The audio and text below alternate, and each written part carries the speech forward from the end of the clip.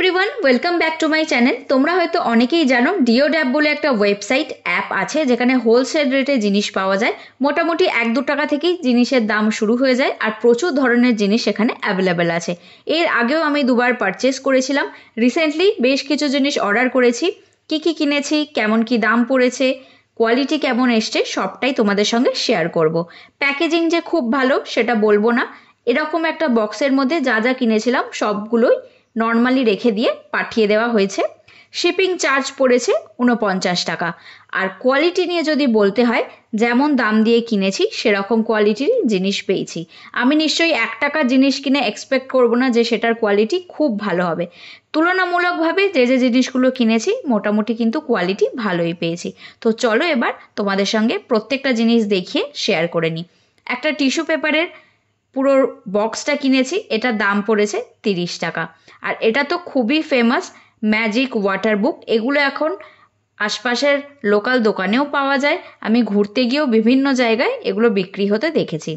এগুলোর দাম পড়েছে 22 টাকা করে। এর সাথে একটা পেন থাকে যার মধ্যে জল ভরে নিতে হয়, তারপর এরকম করে যদি আঁকো তাহলে ছবিগুলো ফুটে ওঠে। আর এটা কিন্তু রিইউজেবল, মানে যেই শুকিয়ে যাবে আবার এই পাতাটা ঝাপসা হয়ে যাবে। তোমরা পরে আবার যদি জলের পেন দিয়ে এভাবেই ড্র করো তাহলে সেম জিনিসটাই হবে।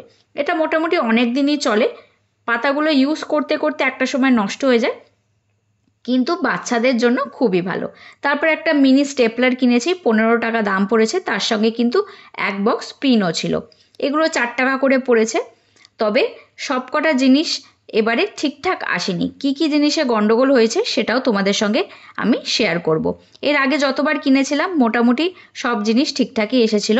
এবারে কিছু জিনিস মিসিং ছিল, কিন্তু সময়ের মধ্যে আমাদের চেক করা হয়নি, আনবক্স করা হয়নি। তো রিটার্নের সময়টাও পেরিয়ে গেছিলো, তাই জন্য আমরা আর কমপ্লেনও করতে পারিনি বা রিফান্ডও চাইতে পারিনি। দেখো এগুলো বেশ কিউট ছোট ছোট জিনিস এখানে পাওয়া যায়। স্টেশনারি জিনিস যেমন পাওয়া যায়, তাছাড়া দরকারি জিনিস, এলইডি ল্যাম্প, সোলার লাইট সব কিছুই পাওয়া যায়। তো এটা আমরা কিনেছি, 135 টাকা দাম পড়েছে। মোশন সেন্সার আছে। আর এই লাইটটায় 3টে লাইটিং মোড আছে, মানে এমনি সময় অন্ধকার হলেই লাইটটা হালকা করে জ্বলে ওঠে। যদি কেউ সামনে আসে বা কোনো অবজেক্ট মুভ করে, ধরো কুকুর বা বেড়াল এলো, তাহলে লাইটটা সঙ্গে সঙ্গে জোরে হয়ে যায়। আর এমনি সময় টানা হালকা হয়ে জ্বলে থাকে। এটা আমি অনেক দিন ধরে ইউজ করছি। এই জিনিসগুলো তো 2 মাস হয়ে গেল কিনেছি, তারপরেই তোমাদের সঙ্গে রিভিউটা শেয়ার করছি। দেখো আমাদের জানলাতে হুক দিয়ে এটাকে ঝুলিয়ে রেখে দিয়েছি। আর এখানে কিন্তু ভালোই সানলাইট আসে, তাই সারাদিনে মোটামুটি ভালো করেই রিচার্জ হয়ে যায় আর সারা রাত ভালো করে জ্বলে। অন্ধকারের মধ্যে ক্যামেরাতে ঠিকভাবে ক্যাপচার করতে পারিনি, তবুও যতটা বোঝাতে পেরেছি। দেখো দুটো আলাদা আলাদা শেডে আলোটা জ্বলছে। এটা কিন্তু হলুদ লাইট। আমি অন্য সময় একটা অন্য লাইট কিনেছিলাম যেটা সাদা আলো ছিল। তো এই জিনিসটাও ঠিকঠাকই এসছে। কোয়ালিটি যে খুব ভালো বা খুব কাজে দিচ্ছে সেটা বলবো না, কারণ এটাতে খুব ভালো যে ধার দেওয়া যাচ্ছে সেরকম কিন্তু হচ্ছে না, কিন্তু মোটামুটি কাজ চালানোর মতো ঠিক আছে। আর এই যে সোলার লাইটগুলো নিয়েছি, এটা 4টে অর্ডার করেছিলাম, মানে সেট অফ 2। তো 2টো অর্ডার করেছিলাম, 4টে আসার কথা, 3টে পেয়েছি। এটা নিয়েও রিফান্ড করার উচিত ছিল বা কমপ্লেন করা উচিত ছিল, যেটা বললাম সময়ের অভাবে করা হয়নি। আর সময়টাও পেরিয়ে গেছিলো বলে একটা টাইম পিরিয়ড তো থাকে, সেটা পেরিয়ে গেলে আর কমপ্লেন করা যায় না। কিন্তু এটাই যে খুব ভালো লাইট হয় সেটা নয়। ঘরের মধ্যে যদি থাকে তাহলে দূরে একটা আলো জ্বলছে বোঝা যায়, কিন্তু এটার জন্য আশপাশে কিন্তু ভালো আলো হয় না। আর এই যে একটা সোপ কন্টেনার কিনেছি, এটার মধ্যে যে ট্রেটা থাকার কথা সেটাও পাইনি, ওটা মিসিং ছিল। পরে যে সোপ কন্টেনারটা কিনেছি এটা খুলে দেখাচ্ছি, এর ভেতরে সব কিছু ছিল। এই যে ট্রেটা দেখছো, এই ট্রেটা আগেরটাতেও থাকার কথা, কিন্তু সেটা আমি পাইনি।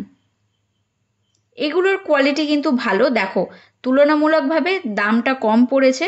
শিপিং চার্জ নিয়েও যদি আমি দেখি, একসাথে যত জিনিসই অর্ডার করি শিপিং চার্জ 49 রুপিসই দেখাচ্ছিল, সেই তুলনায় টোটালে জিনিসগুলোর দাম কমই পড়েছে।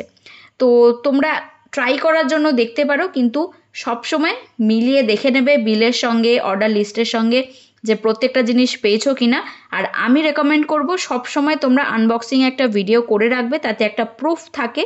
যদি তোমরা রিফান্ড চাইতে যাও বা কোনো সমস্যা বা ভাঙা জিনিস যদি আসে, কারণ প্যাকিং তো খুব একটা ভালো করে করা হয় না, তো সেই ভিডিওটা থাকলে তোমরা প্রুফ হিসেবে ওনাদের কন্ট্যাক্ট করতে পারো, দিয়ে রিফান্ড চাইতে পারো। তো আজকের ভিডিওটা এখানেই শেষ করছি, পরের ভিডিওতে খুব তাড়াতাড়ি দেখা হবে।